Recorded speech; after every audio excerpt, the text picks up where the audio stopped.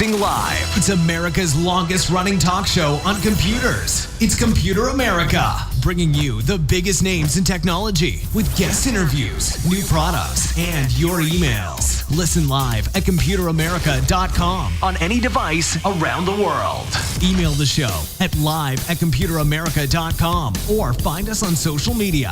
Be sure to check out our website for contests, giveaways, show notes, live video stream, podcasts, and more. You're listening to Computer America.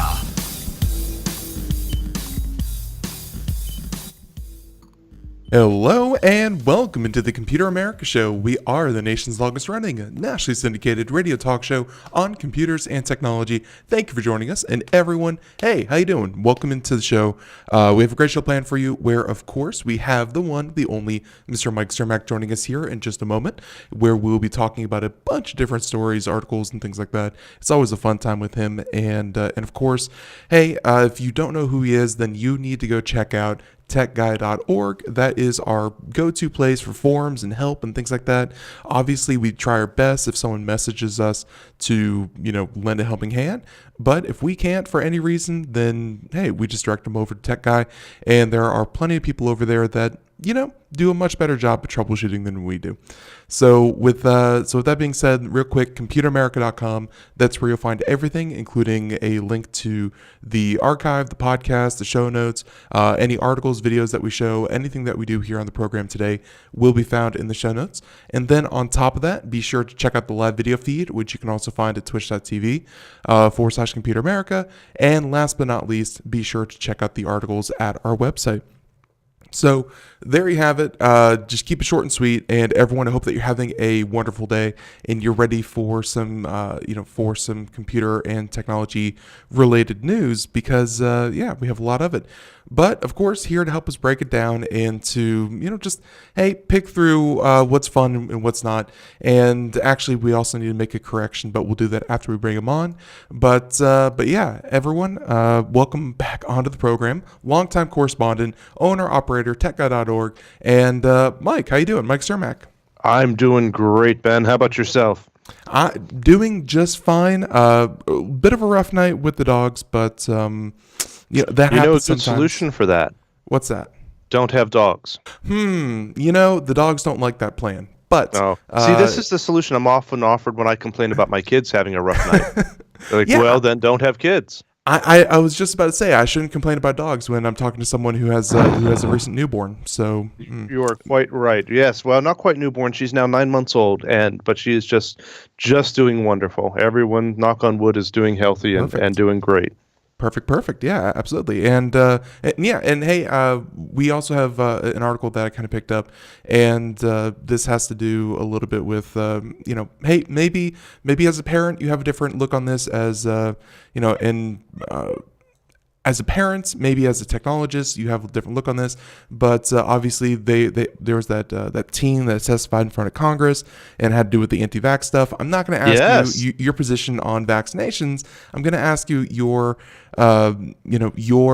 I guess kind of outlook on gathering information from, obviously I'm sure you have relatives to give you lots of helpful advice. I'm sure you've picked up a lot of stuff, having kids. And then on top of that, how do you feel about Facebook and, the massive amount of information about how to keep your kids safe, healthy, and all that good stuff, and how maybe you as a parent and you as a technology-minded person can parse through it all. But we're going to get into that in a moment. So with that being said, before we get started, we should, of course, reintroduce techguy.org, kind of your specialty and what you do in your day job, and then we'll get started.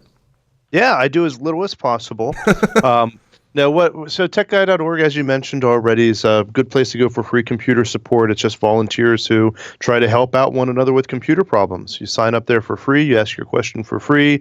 While you're there, you'll likely find a question that you'll be able to help someone with, and it's just a community of people helping one another. We've been doing it for, 20 years or so, and it's just a great site, good place to hang out.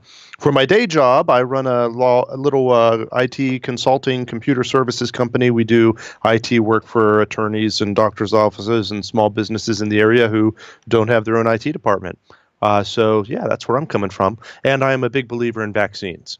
There. For the Hey, record. and I think In we can fact, go ahead. the last thing I shared on my Facebook page was a CNN article yesterday saying the MMR vaccine does not cause autism, yet another study confirms. Yeah, and I think there was one a couple days ago that was actually funded by an organization that was advocating against vaccines, and their own privately funded study came to the same conclusion. So, all right. So let's go ahead and kind of introduce the topic more broadly. Again, this isn't really about vaccines, but please send your hate mail to Computer Send America. it to me. I am used to it. I get into vaccine arguments frequently. I am happy to have this. Isn't it crazy? And this is the thing where, and I think you and I come down very much in the same camp on this particular issue, but isn't it crazy that there's never been more information available, and at the same time, people don't seem to be able to tell the correct information when they're given a forum like Facebook, and we're going to focus on Facebook and sources because this is the article that we found. And really, it's the fact that you have been a Facebook user for many years, and I'm sure that your usage, like a lot of people, has kind of waned. Facebook has been around for a long time, and it went from a place to connect with people to you met someone in college, and you share the same class, so you hook up on Facebook, and you say, hey, send me the notes, and it was kind of a place to just talk. Now Facebook has become a place for information, for news, for articles, for research, and that's scary because that's never what Facebook was intended to be. So I bring all this up with this article. Anyone out there watching the video portion, we're going to throw it up right now. And yeah, teen who defined anti-vax mom, like I said, testified in front of Congress, said that all the false information that she got was from one source, Facebook. So the question is, and as I said before, Mike, as as a parent, as someone who is used to looking through the BS on the internet, how do you kind of do this? Well, I mean, so it's an interesting conundrum, exactly as you're describing. The problem is that there's so much data out there that you have to wonder, how do people believe these strange things? For example, I was just over the weekend watching a documentary about flat earthers. There's a new documentary on Netflix called Behind the Curve that I highly recommend. And it's the same kind of thing, right? Like, it's 2019. How are there still flat earthers and people who don't believe in vaccines? And you can add all sorts of other conspiracy type theories to that as well. Like, how is this still a thing? And in one way, the internet brings science to us and news and information to us in such a way that you have to wonder, how is this possible? But on the other sense, that's part of the problem, is that it's completely unfiltered, and you can go and find other people who believe these same things you do, and confirmation bias is a real thing. If you believe a thing, you can search the internet and find confirmation for whatever that thing is. I have a very dear friend of mine who has a medical disorder and always thinks that she's sick with some sort of cancer or some sort of whatever symptom you search for, you can find a website that will confirm that is caused by brain cancer. We have so much data at us, and part of it also is that these groups can find one another now, whereas they couldn't before. Like flat earthers and anti-vaxxers and all of these other groups that are out there. Before, there'd be a couple of them in your town, maybe you'd know one another, but now you can join a Facebook group of thousands of them. And I'm not sure what the solution is to that. I'm not sure that's even a problem, because you want free speech. You want people to be able to discuss these things. It's just, a problem when they're wrong and it causes major health issues. Yeah, and this also, and a different part of my life that isn't about vaccines, but it's about video games. And it's a big part of my life. It's my favorite part. But I digress. With video games, there's a thing going on, and it's becoming worse. And it's the fact that negative attitudes, negativity gets clicks. If content creators are trying to make videos about their favorite video game, they one after one has said, and obviously this is just kind of personal observation, but I've noticed that if you're negative, if you say something is awful, if you say something is bad, if you say something is dying, dead, if something is just the worst thing ever, those negative emotions drive people to watch longer, watch more, and, just kind of pile up in there, as opposed to someone who is going against the grain and saying, things aren't that bad. It's pretty okay. It's good. It's okay. It's okay doesn't drive clicks. And I feel like it's kind of the same thing where strong emotions drive ad revenue. And, when you really look at the groups that are spreading this kind of thing, the people who are sharing it, they run websites, they run alternative source blogs that run off of advertising. I feel like some of it is simply just the economics of the internet that are leading to this problem. Yeah, I can understand that point of view, and there is I think that certainly makes it worse, right? Because you have people who are, the nightly news figured this out decades ago, right? If they have a news report about, the happy things happening in town, no one watches it. Right. If you have a news report about the car crash or the gun violence or whatever, people watch it. Exactly. And for the same reason there, ad revenue and so on. But I don't know if that's the primary reason online. I think people genuinely believe these things. I don't think they're believing these things in order to get ad revenue. And I think that a lot of it is more interesting in human psychology in terms of wanting to be in the in-group and having a group of people who understand you and think things even that are different than the out-group.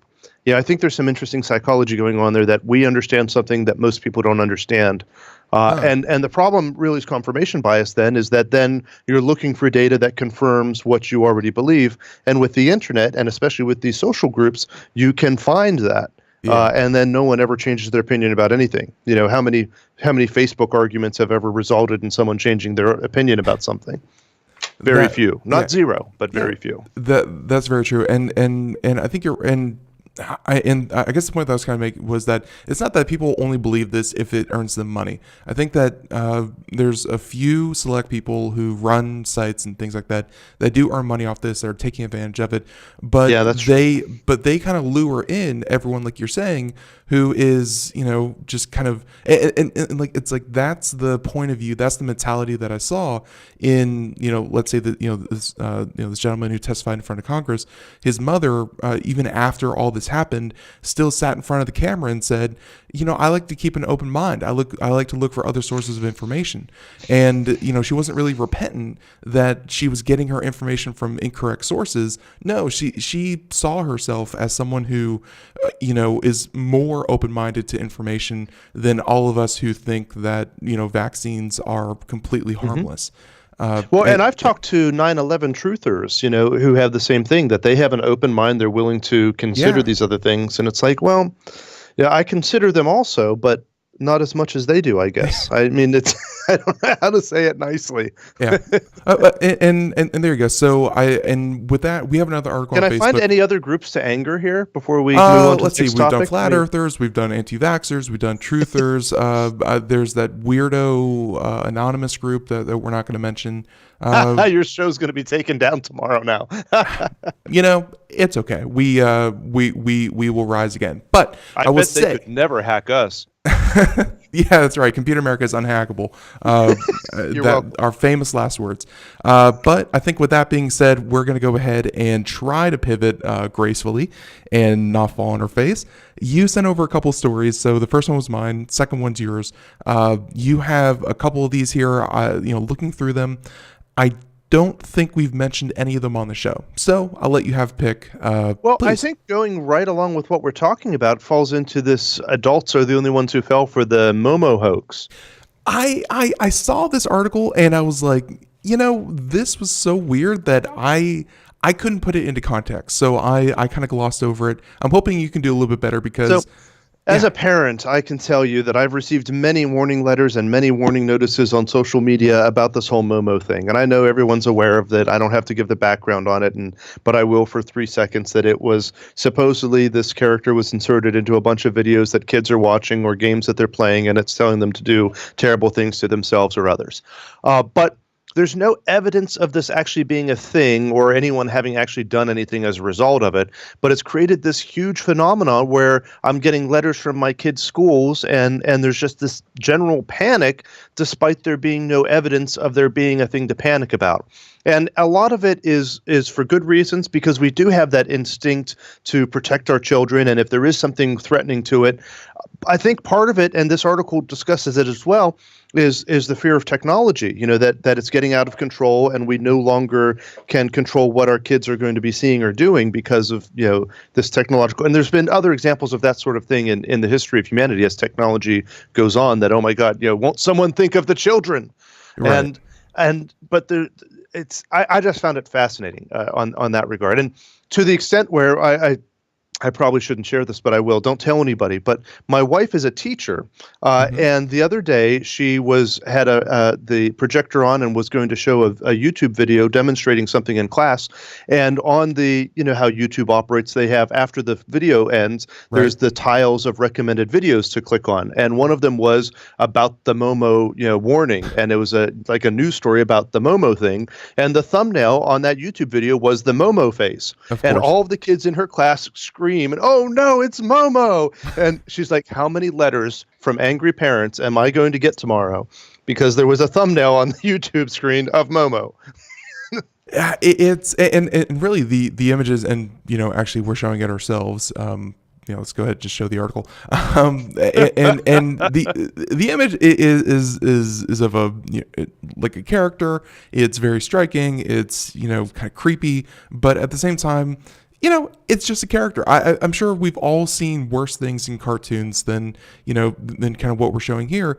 But yeah, and to your point, I think like last year, like it's you're right. It's so similar to what we were just talking about, about things that generate clicks and things that, people want to believe, even though they may not actually be happening, and finding confirmation bias. I just went and looked up, let's see.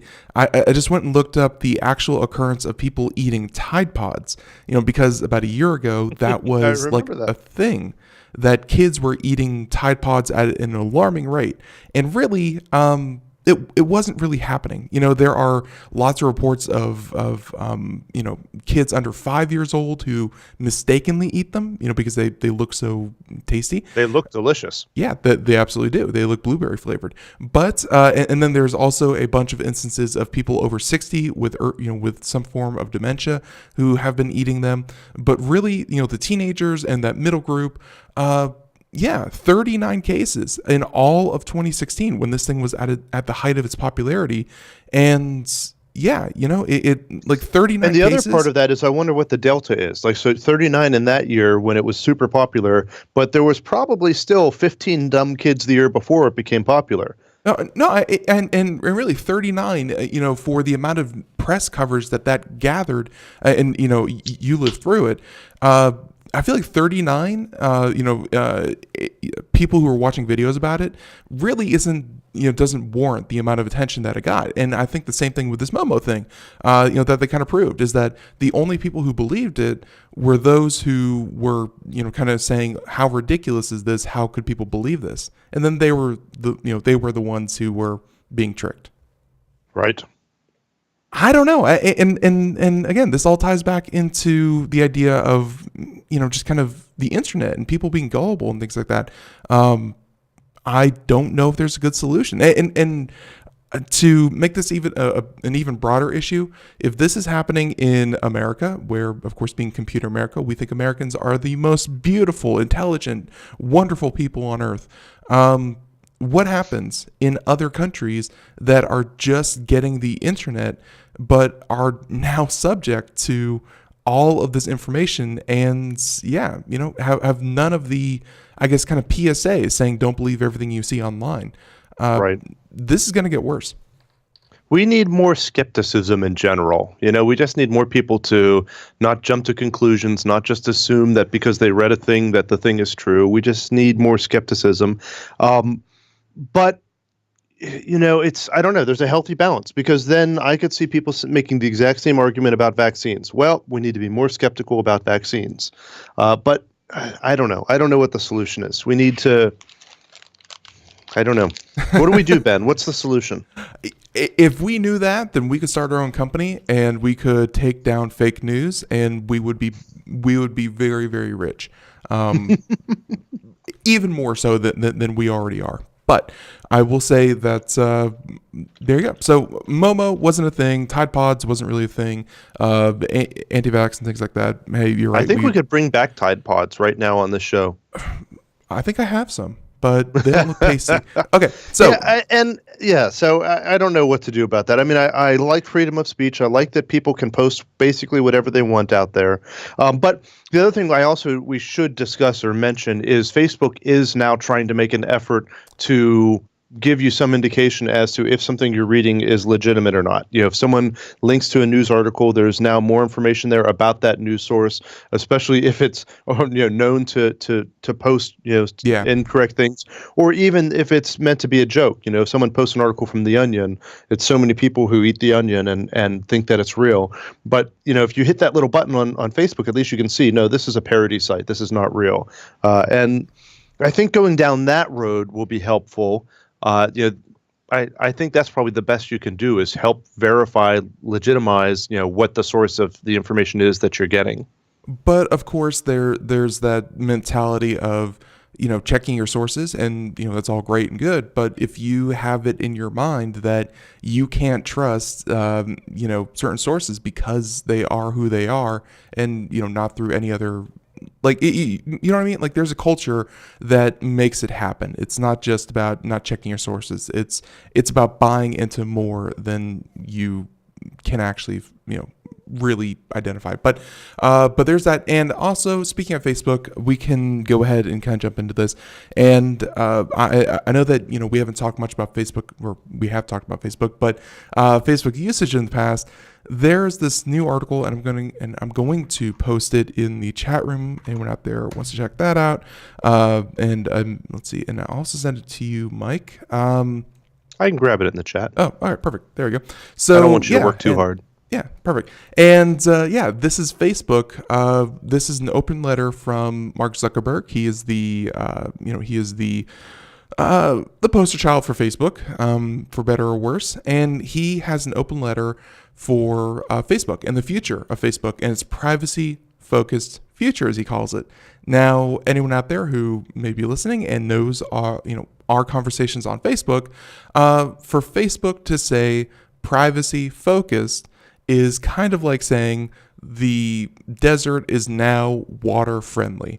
It's just not believable, and it's not going to happen on a dime.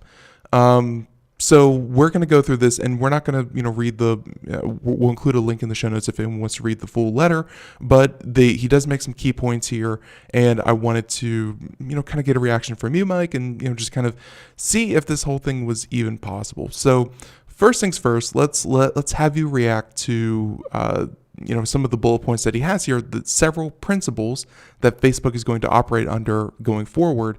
And the first one, private interactions. People should have simple, intimate places where they can have clear control over who can communicate with them and confidence that no one else can access what they share.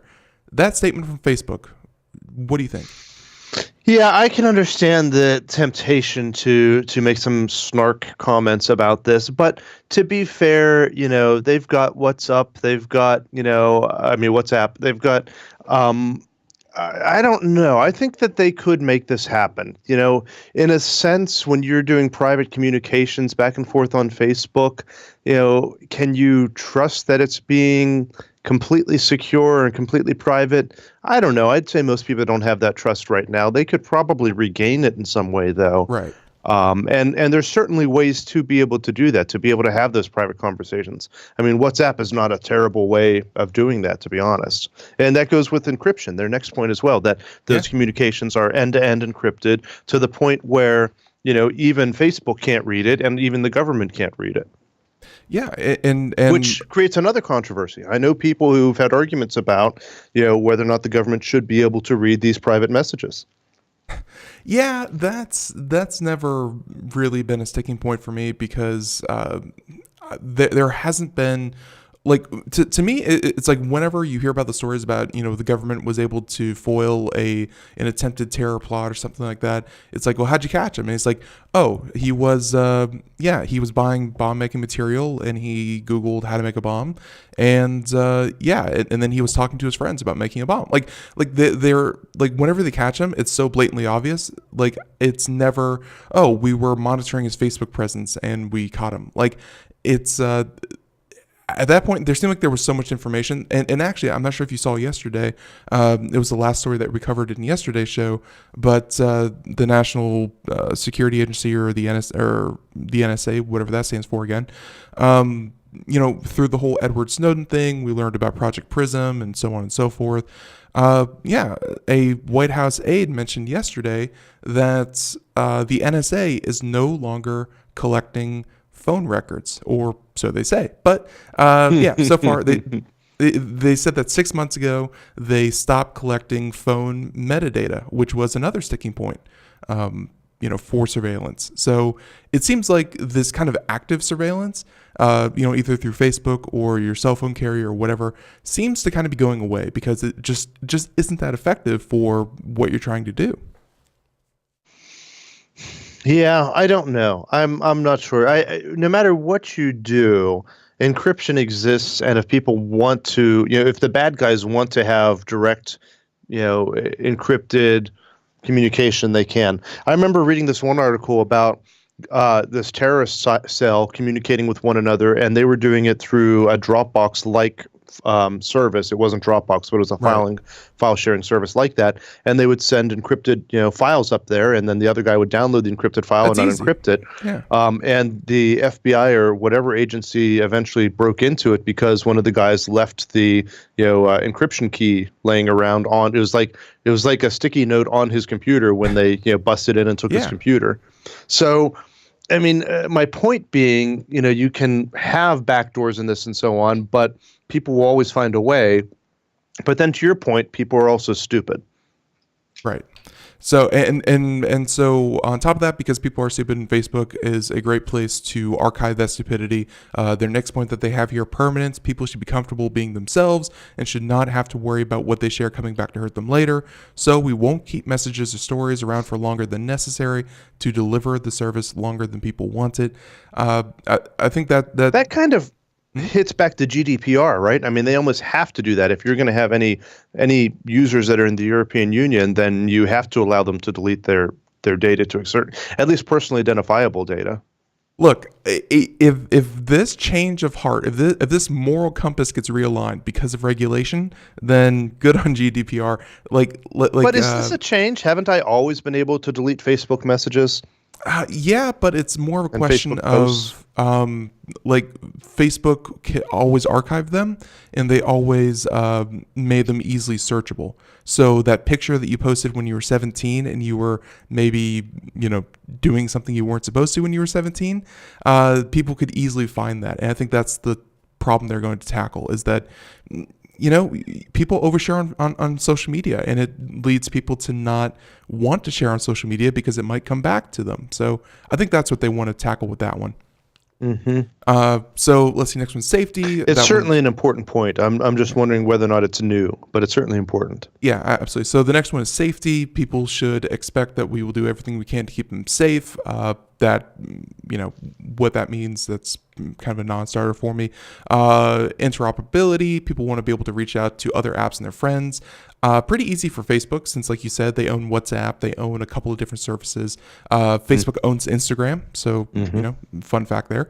I think Facebook's going to work very, very well with its own apps and other apps. And last but not least, secure data storage, something that they have failed atrociously at, and that is keeping the data secure that they do collect on you. So we'll see. We'll see if Facebook is able to turn this around. But it's nice to see that they, that Mark Zuckerberg at least laid out that if they are able to do everything in this little manifesto that he put out, I think people would be more comfortable with Facebook than they have in the past. Yeah, they've got a really bad reputation right now, but everyone still uses it. I mean, obviously I know of people who don't use Facebook, but I know that because it's a big deal. It's like, hey, I don't use Facebook. It's an unusual thing right now. It's kind of like I don't eat meat. It's Yeah, it's exactly what it is. How do you know if Yeah, exactly. That's exactly right. Yeah. They tell you. That's right. That's so. There you go. And I don't know. I think they still have a chance, and if they can make people feel more secure, all the better. There's people who aren't going to be convinced, but and there will be other data breaches. Right, and there will be, and I'm sure Facebook is not done with controversy, but they identify that they have a communication problem, and that's what they try to fix with this. So there should be music playing in the background, and yep, there it is. Oh, Greece is cheap. you're back. But the airfare costs a fortune. Paris? Not much closer, and again, airfare... What about Puerto Vallarta? Let's face it, flying anywhere is just too expensive. Wait, what's this? Low-cost airlines. With one call to low-cost airlines, you'll drastically slash your travel costs. We're talking insanely low airline prices to any of your favorite destinations. Where would you like to go? London, Rome, Costa Rica, Australia? Wow, that's cheap. So why wait? Call now to learn how crazy cheap it is to fly anywhere in the U.S. or international. Our prices are so low, we can't publish them. The only way to get them is to call to instantly hear the most amazing best deals on airline travel. It's that easy. So call now and start packing. 800-215-4461. 800-215-4461. 800-215-4461. That's 800-215-4461. We are all Brother Wolf. 10 years ago, a group of locals banded together to create positive change. We took animals into our homes, held adoption events at local retailers, and talked to the community about our mission to help build a no-kill Asheville. A decade later, we have achieved so many victories for animals in need. There's been so much progress, yet there's still so much to do. As part of our year-long celebration, we encourage you to become a member of our special Compassionate Circle program. With a monthly donation of $10 or more, you will have behind-the-scenes access to the work we are doing at Brother Wolf. Our goal is to reach 1,000 members because we receive no government funding. Working together, we can help build and sustain no-kill communities. Learn more at compassionatecircle.bwar.org. We are a 501c3 tax-deductible organization.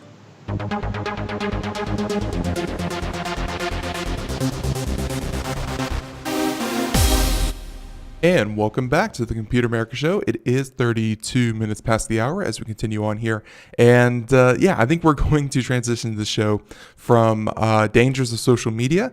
And we are going to go ahead and talk about some cool, fun tech stories. And don't get me wrong, everything about social media, very important. I'm glad that we covered it, but it's not the most exciting thing in tech. It's important, very important, just not exciting.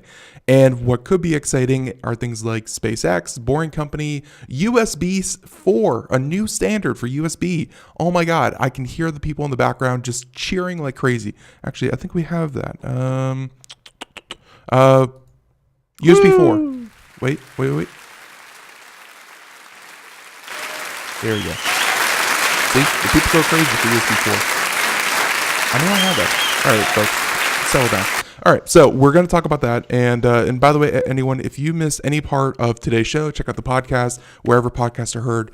We just added our show to a new service called Anchor. Looks interesting, and if you've never heard of Anchor, hey, give it a shot. But hey, we're spreading like a virus. So with that being said, continuing on with us is none other than Mike Cermak, owner, operator, techguy.org. And Mike. So I think we need some Elon news in our life because it wouldn't be a show with you if we didn't talk about Elon. We always need some Elon news. So let me tell you about my buddy Elon. The exciting thing is I was just in Las Vegas over the weekend and had a wonderful time, but it reminded me of my time out there at CES. And if you've ever been to CES or to the Las Vegas Convention Center for any reason, one thing you'll realize is that it's gigantic. Mm-hmm. And you have to wear comfortable shoes. And Elon runs the company, the Boring Company, which is drilling tunnels and supposedly going to build them under, let's see, Chicago and where L.A. Yeah, Where's it the was other L.A. one? It was L.A. And and so now apparently they're going to build one which seems much more reasonable to me, basically along the side of the different halls of the convention center. And it's not going to be so much for vehicles as a people mover, so that you can easily get from one part of the convention center to another. So Which, and sorry breaking here, but no. the convention center it is big because I remember when I went at CES, they had shuttles running continuously that if you needed to get from one hall to the next, you could of course hop on a shuttle and be driven there. And of course you could walk, but it would take like 15 minutes or something like that. And of course with the crowds and a really packed event, you'd be you wouldn't really get anywhere fast. But underneath the same building, that's kind of new for the Boring Company. They've connected things like airports to downtown. I don't know if they've ever done like one particular building. Well, and here's the thing: they haven't done, the airport to downtown. They have proposed it, and Right. it's in the approval state, but it hasn't been done. I don't want to give them too much credit yet. Right. And the convention center, it says it's a 2-mile walk from one side to the other. So I mean, it's a big convention center. And it's several buildings. It's made up of different halls and different buildings and so on. It's interesting. Now, what gets more interesting to me is that they say, let me see if I can come down on it, that it could be a larger system. If you go further into the article, they have Yeah, they have potential this future diagram here. expansion. And they show it potentially expanding not just from the convention center, but all the way down to many of the different resorts in Las Vegas, All the way and down the Strip. potentially even to the airport. Yeah, all the way to the Strip, the convention center, of course, like you said, the airport, and and of course you can see, Elon Musk, his optimism, where the very bottom is a little a little arrow that points to Los Angeles, as if he's going to connect Los Angeles to Las Vegas. But yeah, you're right, all the way down the Strip, and potentially And even so under the Strip. let me try and list the reasons why this will never happen. It's that I think the convention center option is a good idea. I think that it's something that would be useful and needed, and is reasonable to do a 2-mile stretch of people mover. Going the whole way down the Las Vegas Strip on the other side, which is about how many miles is it? I don't remember now. Is much further. Yeah. It seems much less reasonable to me.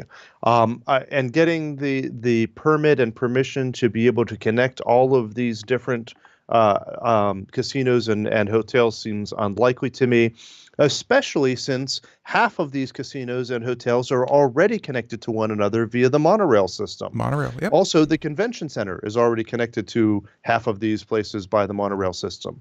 The only place the monorail system doesn't go is to the airport, which is a little controversial thing in Vegas because it's only an extra mile or something to the airport. But they won't go there for many reasons. First of all, monorails are expensive to build, but so are freaking tunnels. But also because the taxi cab, unions and people would never allow mass transit like that to go into the airport, at least not without a great fight. And I surely don't see them allowing some crazy people mover thing underground to go by without a fight either.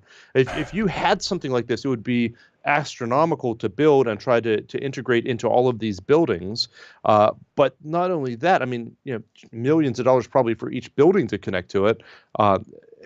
But then you're just going to kill so many jobs that I think there would be quite an uprising if you tried to do it. Now, here's the problem with the taxi unions and things like that, where they have a lot of influence. I'm not doubting that. Hey, look, we found another group to make mad. But I knew we could do it. If we dig hard enough, and even things like Teslas and self-driving cars and blah blah blah, robot taxis, and in Vegas they are more and more embracing. It might just be like a gimmick around CES, or I think that they're running year round, but they have shuttles that are self-driving.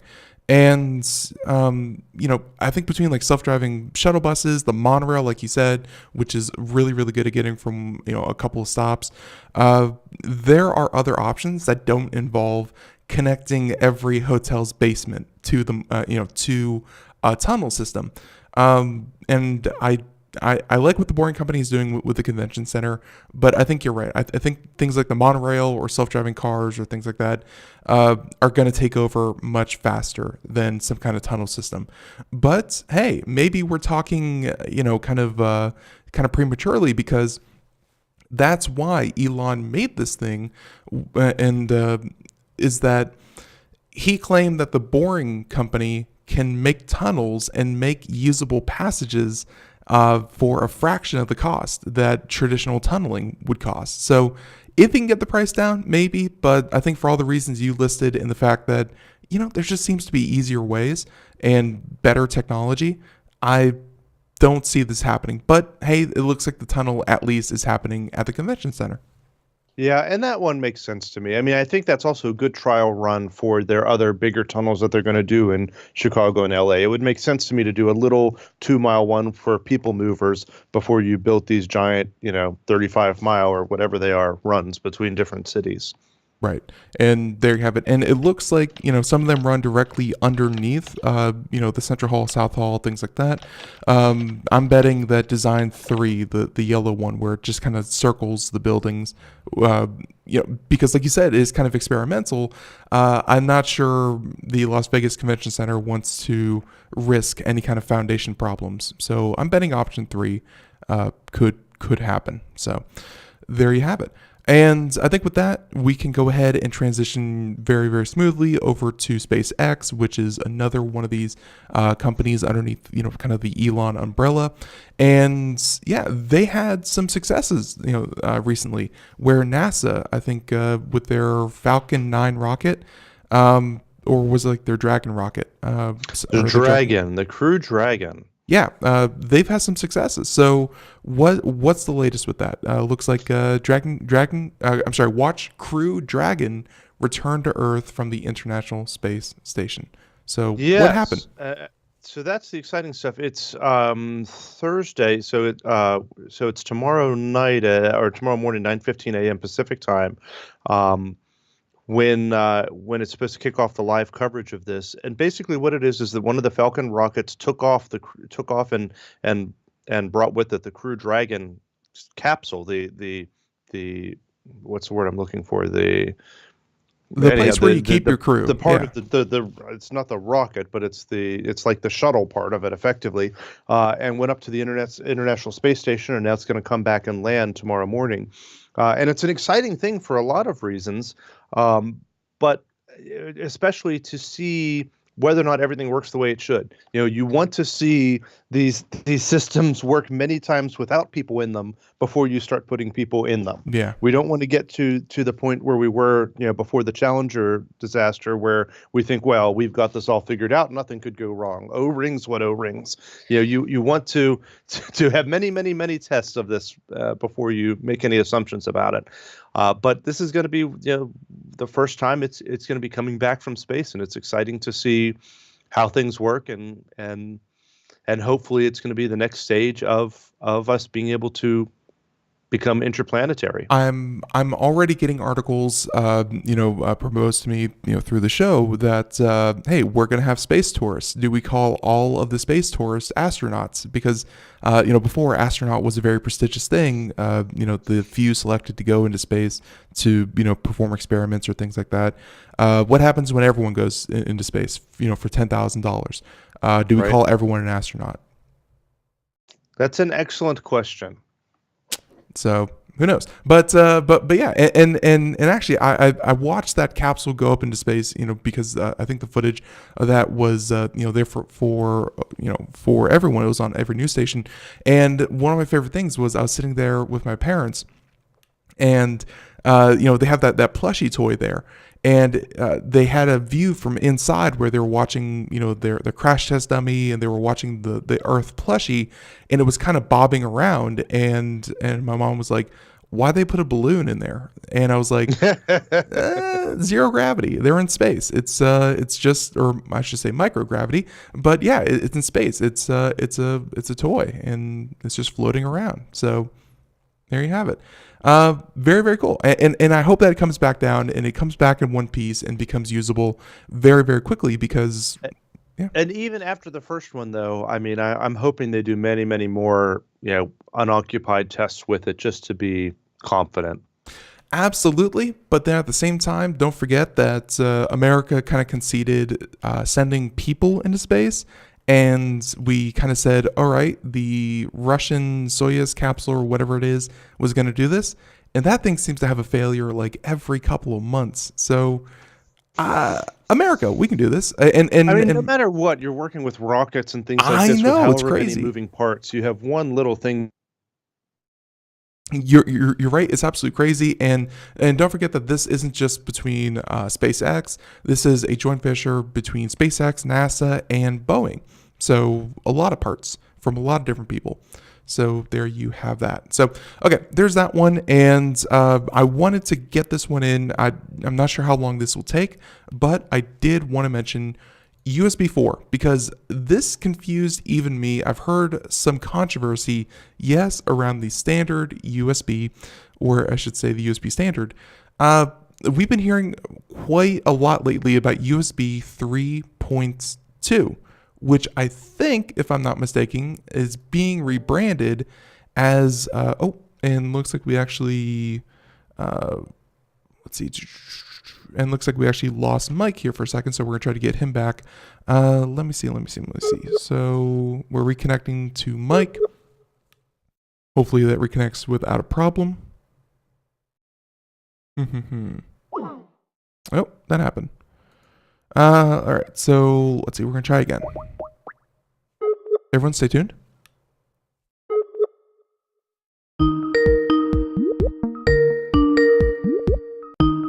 Everyone knows the classic Skype ring. And Mike, can you hear me? Check, 1, 2. Mike. Mike, check. Uh-oh.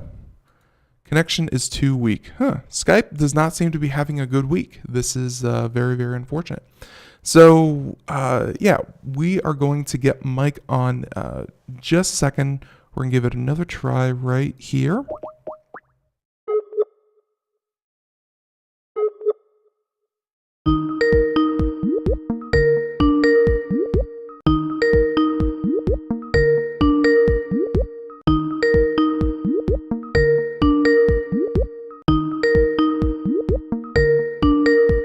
That is unfortunate. All right. Well, we'll have Mike give us a call when he can.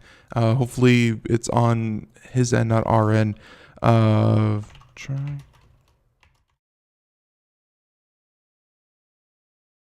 So yeah, we're gonna see how that works out. Oh, hey, speak of the devil. Mike, can you hear me? Oh, connecting. Mike, can you hear me? So weird that this is happening, and I hate to say it, but this is not the first time that that this has happened this week. So, wow, Microsoft, get your stuff together. All right, why don't we try? All right, one more time, and then we're gonna try something else on his phone real quick, assuming we have that on file, and then we're gonna go ahead and finish out on the phone. So, let's see. We're going to go ahead and call, I believe this is his number. So, yep, he can't hear me. And so, Mike, if you're listening, just hang tight. We are going to give you a call. So, everyone, hate to do this, really apologize, but hey, sometimes it happens. Let's see. We're going to go ahead and try that. So, hopefully this works. Hello, Mike. Oh. Just a moment here, folks.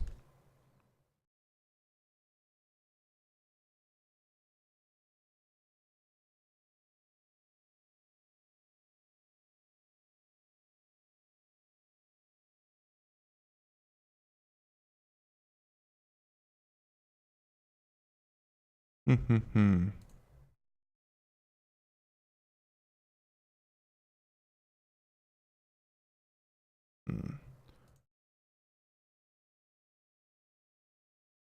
I have no idea why this is happening. We may have to finish out the show without Mike, and that's very unfortunate because we love having Mike Cermak on. Trying now, and Mike, can you hear me?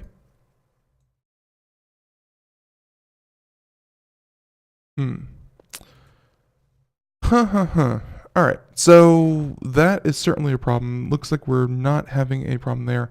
Yeah, let's see. So we're gonna try calling his phone, and then we're gonna go ahead and do that. So,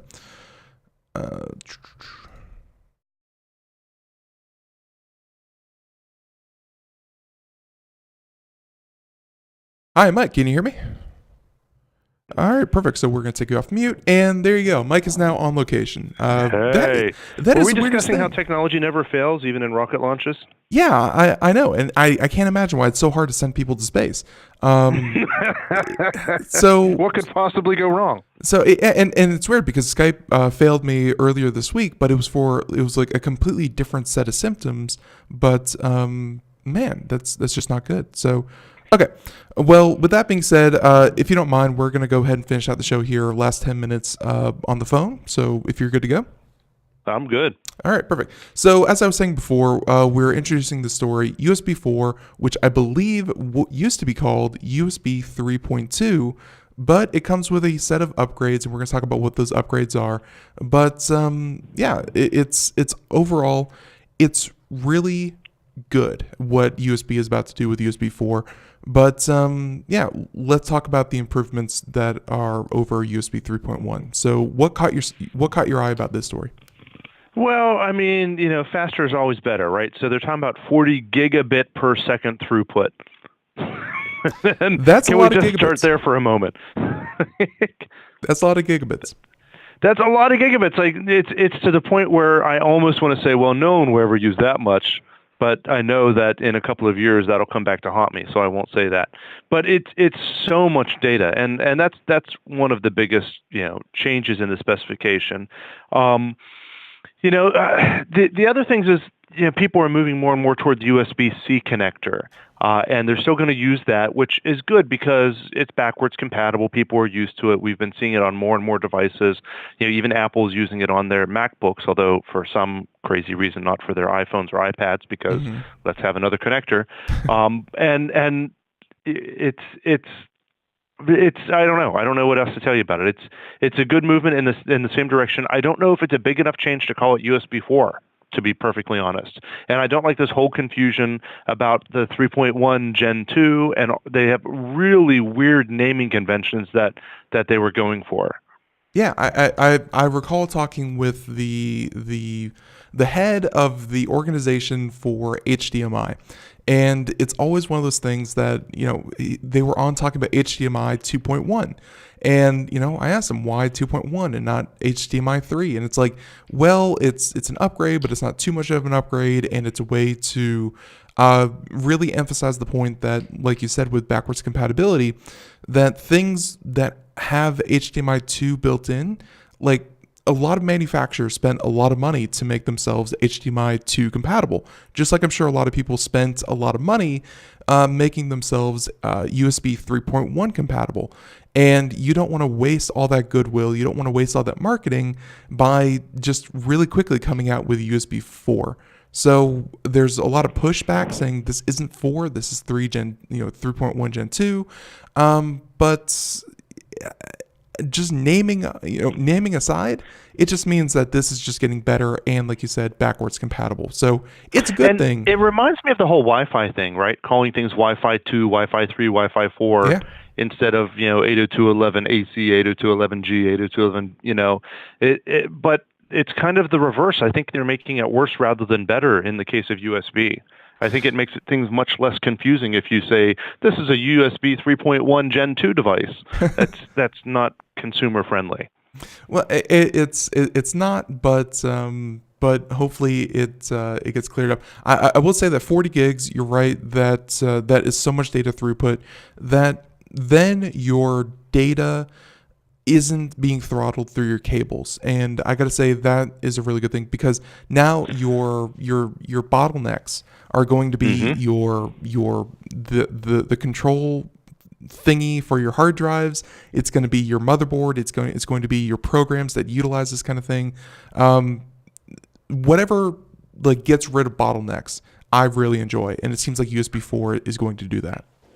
You know, it wasn't that long ago, you probably don't remember, but Craig and I will remember when we used serial cables, like actual 9-pin serial cables. Mm-hmm. And we had, 96K connections, not 40 gigabit connections.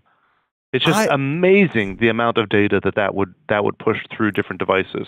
And I can only think of a couple of instances where that would be really useful.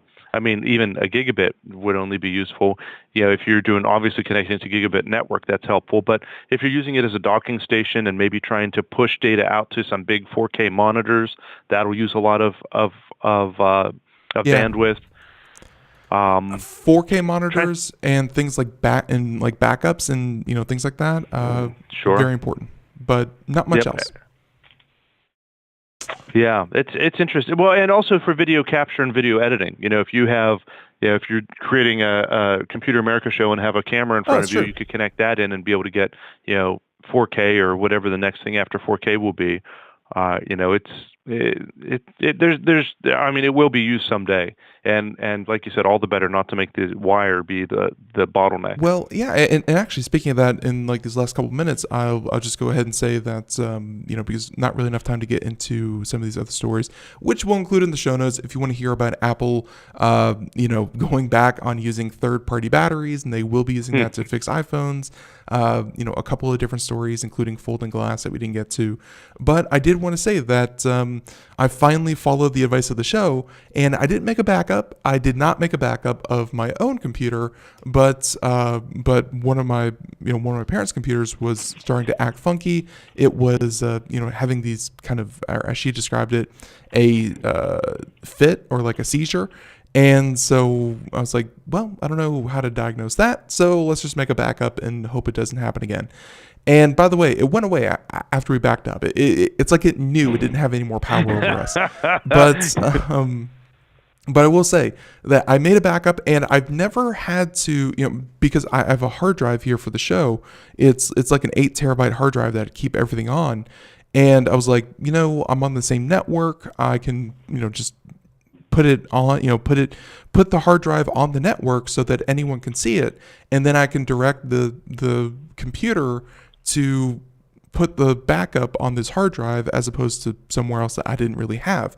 And I got to say, not the hardest thing in the world to map a hard drive onto the network and have a Windows 7 computer, it's not Windows 10, but Windows 7, make a backup. And you had to go down, I had to go download a third-party program because Windows doesn't do this by default, but it wasn't that bad. And I just wanted to bring that to everyone's attention, that backup, and it's not really that hard.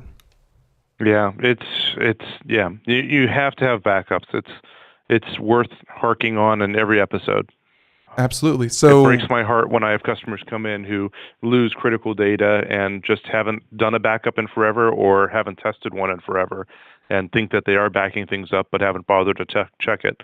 You have to be skeptical. You have to be concerned. You have to, Well, test your backups, curious. make your backups. Well, I'm kind of curious. How do you check a backup? Like, do you literally like reboot, or like do you actually implement your backup, or is there a way to check it, or? Well, and it depends a lot on what system you use to do backups, but most of the time, you just need to go in and pretend, suppose I just deleted this document. Don't actually delete it, but pick an important document and say, could I recover this from my backup system? And if you're wise about it, you have a local backup system and then also a cloud backup system. Maybe you have a backup to a local hard drive or server and also a backup to, whatever cloud backup system you use. And check them both. See, can I pull that document off of there? Can I pull that document off of there? And do they come back proper? And are they the most recent version of it? Or is this a version of it from 6 months ago? I gotcha. So, yeah. And that's critical. You don't know if it's running unless you really test it. You don't want to just assume. Yeah, and the reason I was confused is because I only have the one. It's a giant PBD file. So I'll figure out how to. Yeah, that's make a little that harder. So in that case, you actually have to create a virtual machine and look at it. Yeah. So, but there's that. So everyone, music in the background means that we're just about done. Everyone, once again, techguy.org. It's just that simple. We'll have a link in the show notes. Mike, any last words? No, thank you very much. Sorry for the technical problem, and have a great night, everyone. Our pleasure. And don't worry, we're gonna blame Microsoft. So thank you for coming on the show. Looking forward to next month. And hey, and have a great week. All right, bye-bye. So there he goes, everyone, and we're going to drop that there. So everyone, thank you for tuning in to Computer America. A lot of fun, and of course, if you want to check us out, computeramerica.com, and catch us here tomorrow, as we should have another great guest, and I think that's going to be Black & Decker. So everyone, catch you next time. Bye-bye.